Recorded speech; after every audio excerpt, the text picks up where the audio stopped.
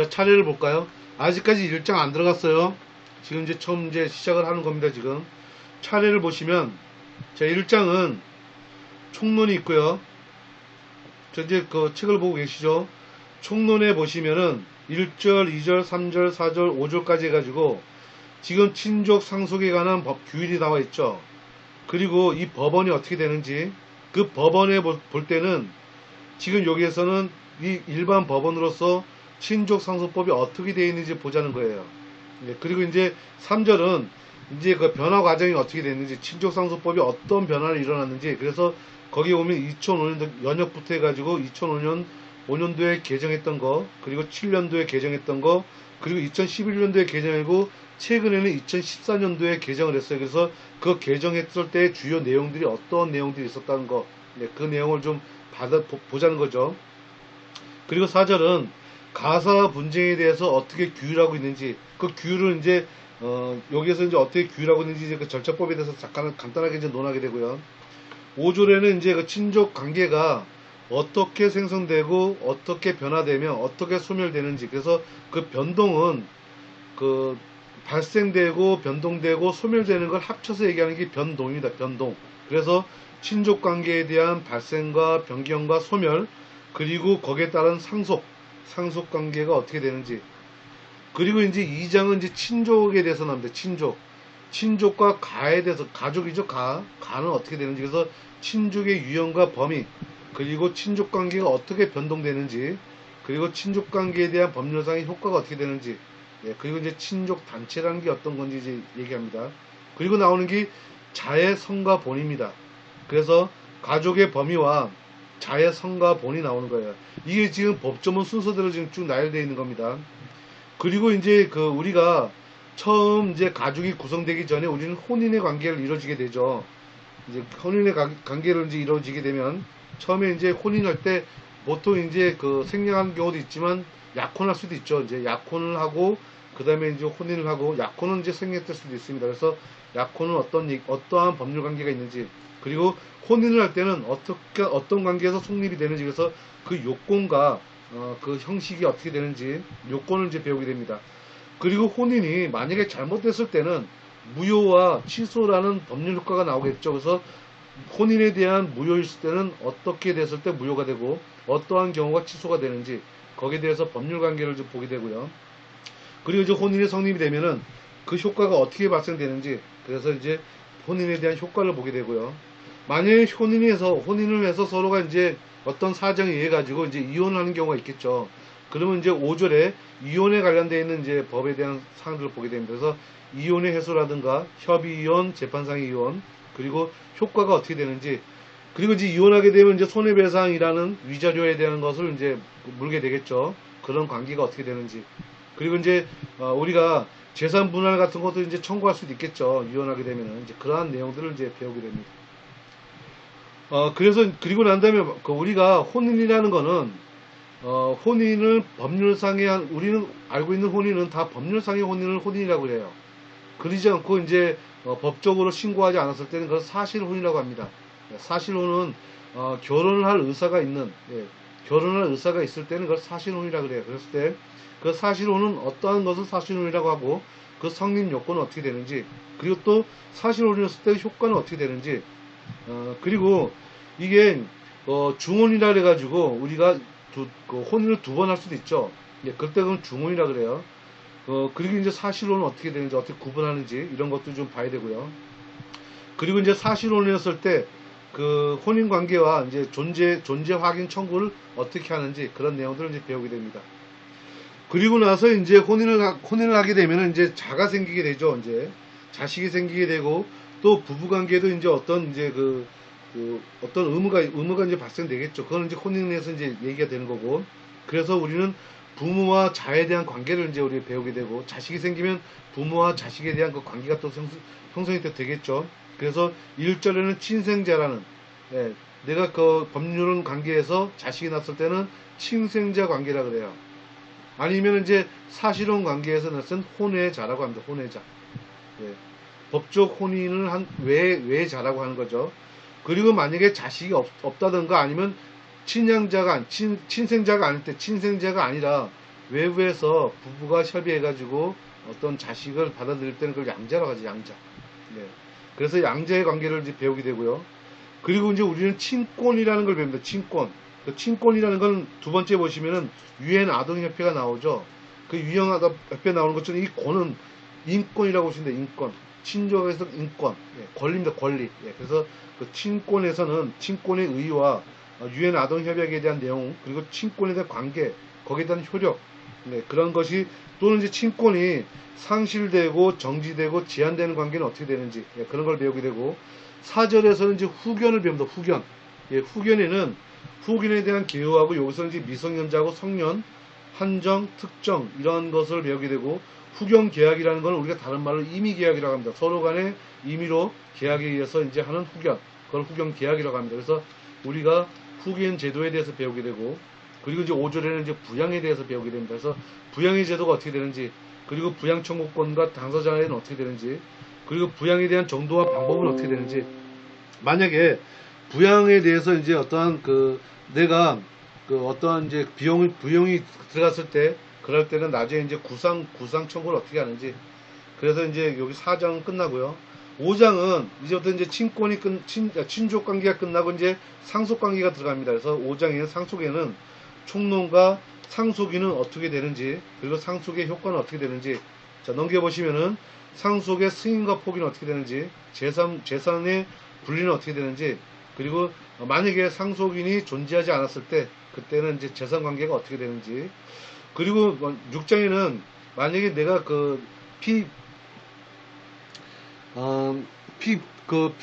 피상속인이 만약에 살아있을 때 우리가 이제 유언할 수도 있잖아요. 그랬을 때 그 유언의 관계를 이제 배우게 됩니다. 그래서 유언은 어떤 건지, 유언제도가 어떤 건지, 그리고 유언의 방식은 어떻게 해야 되는 건지, 그리고 또 효과는 어떻게 되는지, 그 유언의 집행은 어떻게 하는지, 그리고 만약에 유언의 철회, 무효, 취소라는 법률 효과가 나왔을 때는 어떤 건지.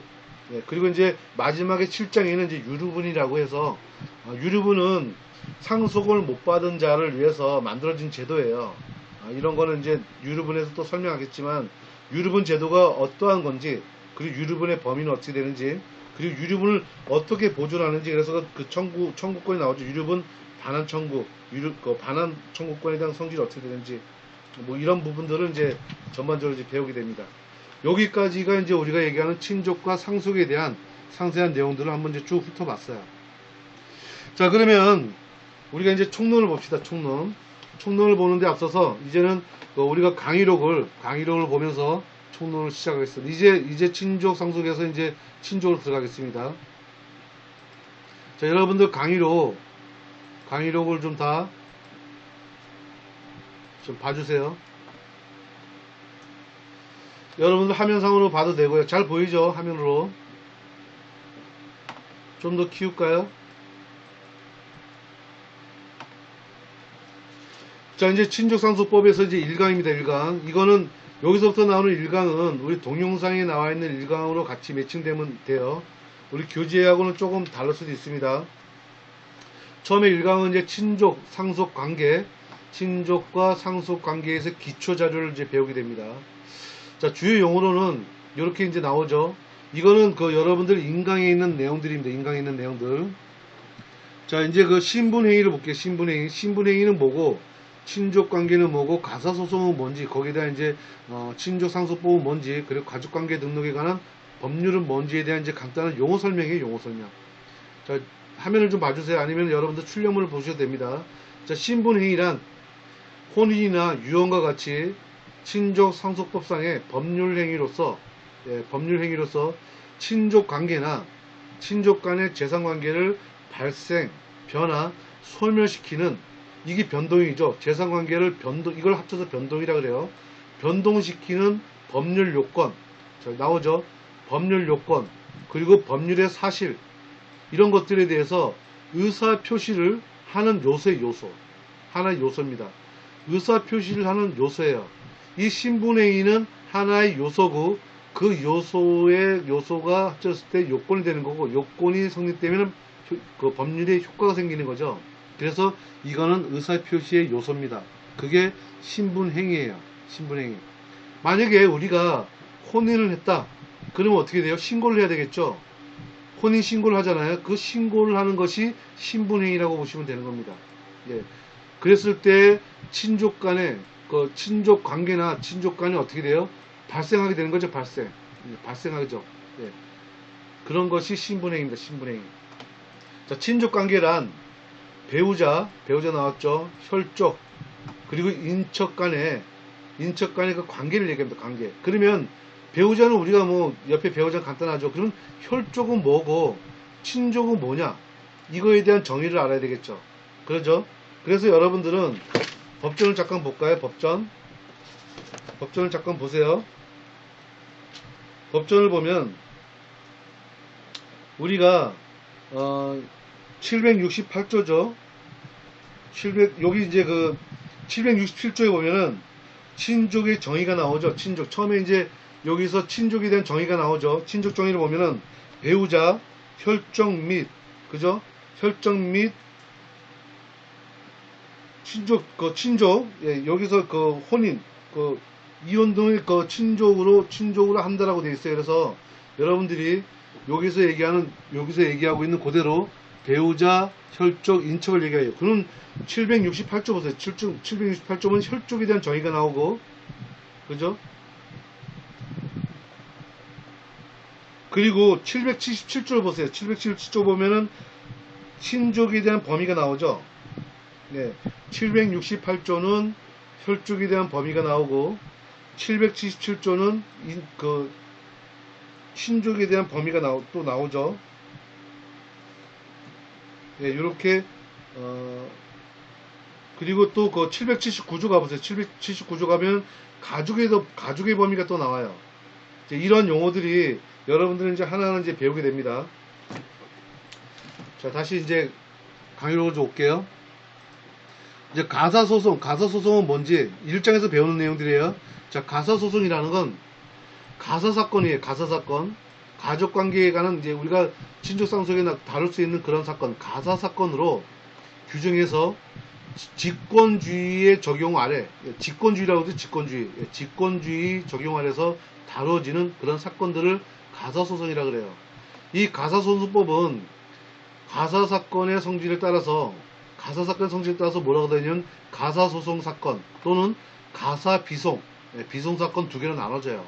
하나는 소송, 하나는 비송으로 나눠져요. 그래서 가사소송에는 가류에 대한 6개 항목이고, 나류에 대해서 14개 항목이 있고, 다류에 대해서 4개 항목으로 세분하게 나눠집니다. 그 중에서 나류와 다류의 사건들은 체크하세요. 조종의 대상. 나류와 다류는 조종의 대상입니다. 나류와 다류는 조종의 대상에서 체크하세요. 자, 이거는 이제 가소법 제2조, 제2조 또는 이제 50조에 이제 표시되어 있고, 이런 정의가 되어 있고요. 저는 친족상속법이라는 거는 신분관계 내지 신분관계, 재산관계를 했죠. 재산관계. 하나는 신분관계고 또는 재산관계상 권리와 의무를 규율하는 겁니다. 예. 그게 이제 민법전 제4편, 5편을 얘기하는 게 친족과 상속법이에요. 자, 가족관계 등록 등에 관한 법률은 이건 어떤 거냐면 우리 국민들에 대해서 출생과 혼인과 사망, 예, 출생, 혼인, 사망 이런 것들에 대해서, 이거 말고도 여러 개가 되죠. 이런 것들에 대해서 그에 대한 이제 발생, 가족관계에 대한 발생 또는 이제 변동되는 사항도 있었죠. 변동되는 그런 사항들을 등록을 하거나 또는 그러한 증명들에 대한 규정, 예, 등록 또는 그런 것들에 대한 규정을 하는 그런 목적으로 만들어지는 법률이 가족관계 등록 등에 관한 법률입니다. 이걸 가족관계법이라고 합니다. 자, 그리고 이제 요게 보시면 딱 한 번만 나눠져 있는데, 참고 사이트는 우리가 이제 그 판례가 나오면은 대부분의 종합법률 정보에 가가지고 판례를 거기서 찾아보세요. 판례 번호를 입력해가지고 검색해 보시는 것도 나쁘지 않습니다. 자, 처음에 이제 그 1. 친족 상속 관계에 대한 변동 권리를 봅시다. 자, 먼저 이제 사례가 나옵니다. 사례. 이 사례는 책의 구성이 그렇게 되어 있어요. 사례가 먼저 나오고 어느 정도 배우고 난 다음에 이 사례에 대한 풀이가 나옵니다. 그렇게 이제 강의 내용 그렇게 지금 돼 있어요. 여러분들이 이제 그렇게 봐주시면 되고. 자, 내용을 볼까요? 2005년 만 18세가 된 B가 만 16세에 된 A와 혼인을 하였습니다. 우리가 혼인을 하게 되면 일정한 연령이 돼야 되겠죠. 성인이 돼야 되죠. 근데 성인이 되기 전 16세 때 혼인을 한 거예요. 그랬을 때 등록부상에 가족관계 등록부, 이 등록부상은 이제 가족관계 등록부를 얘기합니다. 등록부상의 착오로 혼인신고가 이루어졌습니다. 이건 착오라고 하죠. 착오에다 체크하세요. 착오로 혼인신고가 이루어졌다는 거죠.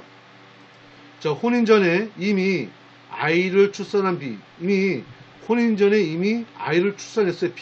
B는 16세죠. 16세 미성년자인데 아이를 출산했다는 겁니다.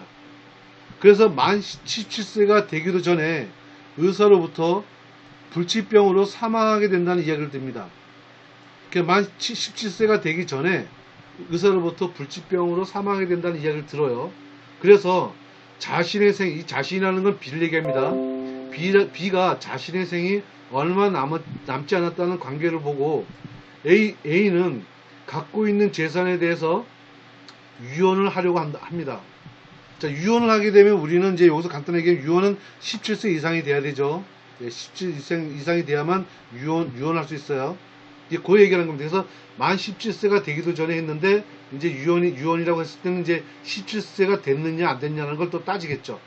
그렇게 해서 재산에 대한 유언을 하려고 한다.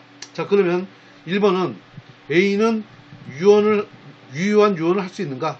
이걸 얘기하는 거예요. A는 유효한 유언을 할 수 있는가? 그래서 여기서 보시면은 지금 여기에 A가 미성년자, B는 지금 만 18세가 됐네요, 벌써. 만 18세가 됐어요. 근데 그 전에 만 10세가 되기 전에 사망한다고 해가지고 이제 하게 되는데, 여기 이제 A는 지금 미성년자, 16세 된 미성년자, 제가 잘못 얘기했어요, 방금. 정정합니다. 그래서 A는 유언을 할 수 있는가? 그러면 A는 여기서 얘기하는 16세가 된 A예요. 16세가 된 A. 그리고 A와 B에 대한 유언은 유효한 것인가? 그래서 A가 18세, 그리고 B가 18세, A는 16세죠.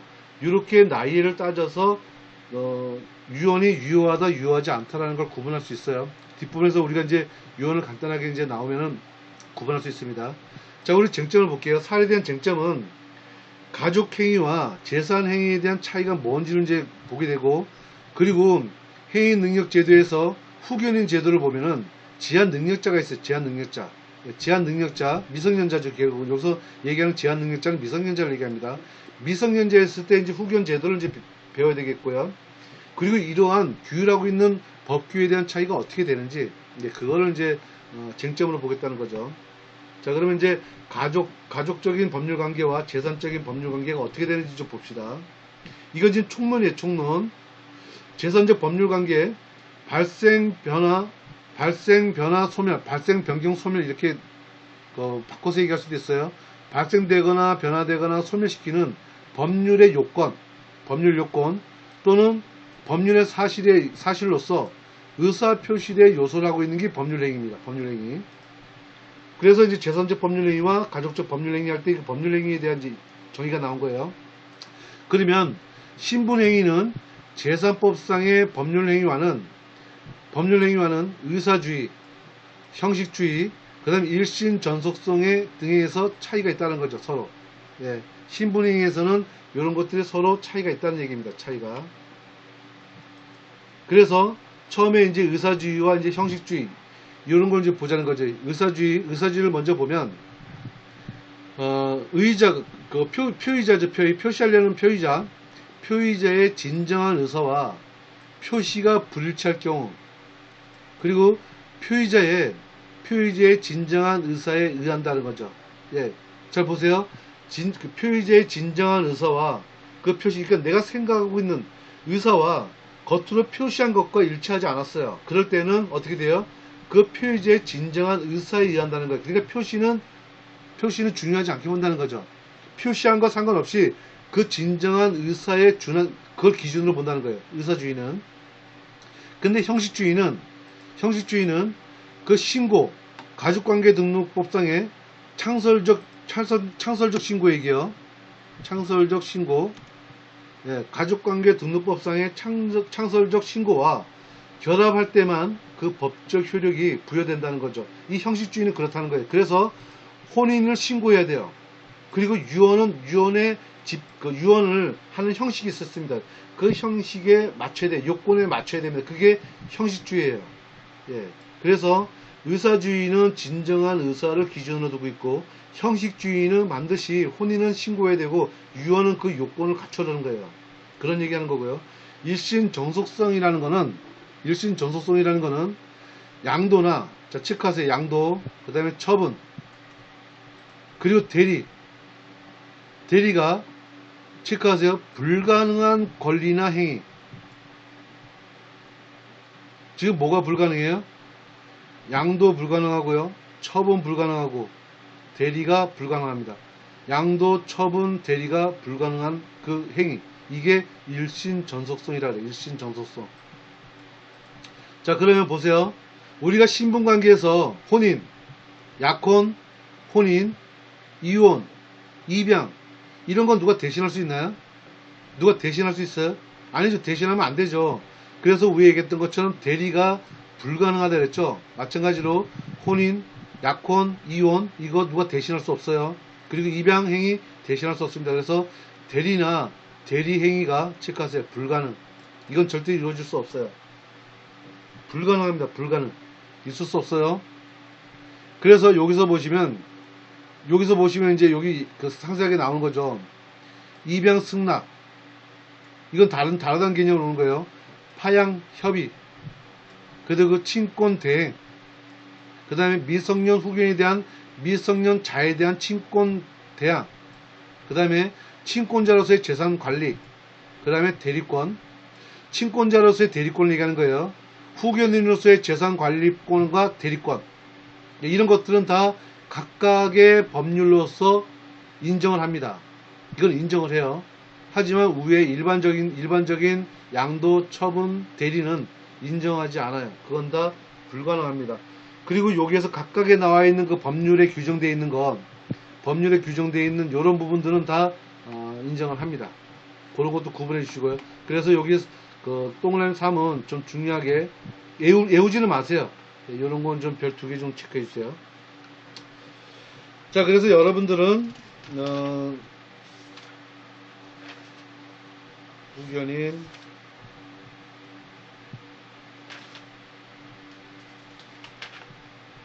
네.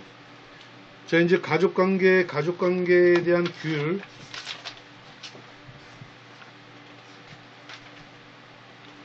가족관계에 대한 규율을 봅시다.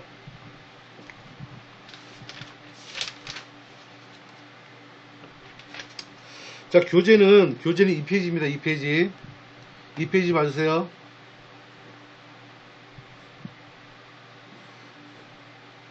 자, 이제 강의로 가족적 행위에 대한 규율인데 법원은 우리가 보다시피 이제 민법전 4편과 5편에 지금 돼 있고요.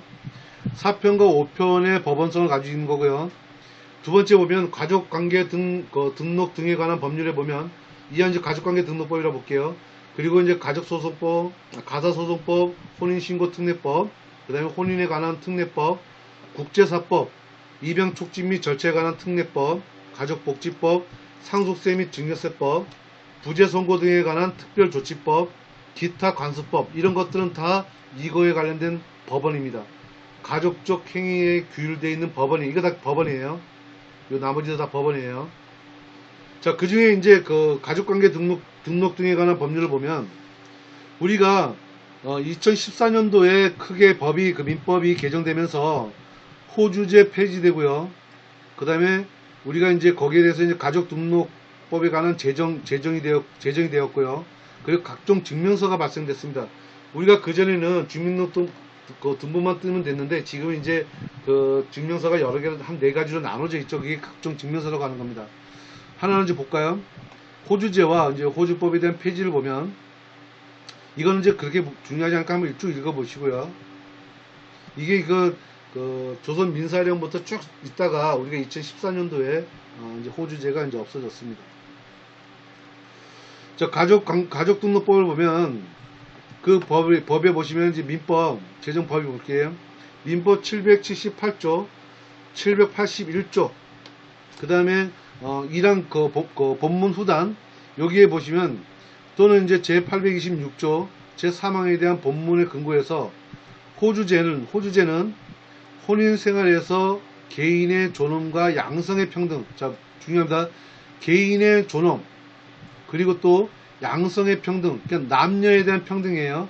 남녀의 평등에 대해서 우리 민법이 36조 제1항을 위반한다고 해서 이게 제정되기 시작인 겁니다. 이 가족관계 등록법은 이 제정된 이유가 헌법 36조 제1항을 위반한다는 근거로 해서 그 배경이 있는 거예요. 그리고 이제 입법에 대한 목적은 우리가 출생, 혼인, 사망 이런 것들에 대해서 등록을 한다던가 그러한 증명에 관한 규율을 하기 위해서 이제 만들어진 법입니다. 그걸 목적으로 갖고 있습니다. 자, 특징을 보면은 이거는 다 전선 정보화 시켰어요. 전선 정보화 시켰고, 그리고 이제 이게 우리가 등기처럼 가족관계 등록법이 해가지고 거기 등록한다래, 등록. 이게 공시한다는 거지, 이거 공시한다래요. 그래서 모두 다 전선 정보화 시켰습니다. 그래서 본인을 중심으로, 나를 중심으로 개별 간접관계 등이 등록부가 생겼습니다. 뭐든지 이제 등록부에 대한 중심은 나예요, 나. 본인을 중심으로 이제 가족관계 등록법이 만들어졌어요. 예, 그렇게 보시면 돼요. 그래서 우리가 나를 중심으로 뭔가 이제 관련되어 있는 서류를 뽑을 때는 그 가족관계 등록법에 의해서 이제 각종 서류를 이제 뽑게 됩니다. 자, 세 번째는 종래 본족지. 본족지 없어졌죠. 예, 본족지 여러분들 이제 이런 말이 없어졌어요. 그리고 호족관계 개념이 없어졌죠. 예, 그 대신에 뭐가 생겼냐면 우리가 알고 있는 등록 기준지라는 말이 생겼죠. 예, 가족관계 등록법에서는 등록 기준지별로 서류를 이게 우리가 서류를 이제 출력해 볼 수 있어요. 그리고 가족관계 등록법에 대한 그 개념과 사용 이런 것들이 이제 나타나게 됐고, 그리고 친양자에 대한 그 입양관계가 별도로 우리 가족관계 등록법에 별도로 등록돼 있어요. 그래서 예전에는 이게 다 한꺼번에 다 뽑을 수 있었는데 지금은 다 나눠져 있어요. 그리고 파양관계에도 다 나눠져 있고요. 성과 본에 대한 그 변경사항이 있죠. 만약에 성과 본이 만약에 변경됐다 이러면 이것도 별도로 나눠져 있습니다. 그래서 각종 서류에 의해서 이제 하게 되는데, 자, 신고의 종류를 보면 우리는 이거를 창설적 신고라고 보고 있고 보고적 신고라고 봅니다. 근데 우리는 혼인신고, 그 다음에 협의이혼, 그리고 임의인지. 예, 인지라는 거는 이제 자식을 인지하는 건데, 내가 법으로 인지하는 게 아니라 이제 임의로 인지하는 거예요. 우리가 이제 합의로 해가지고 이제 인지하는 거. 보통 이제 부가 인지하게 되죠. 그리고 입양하는 거, 그리고 협의 파양하는 거.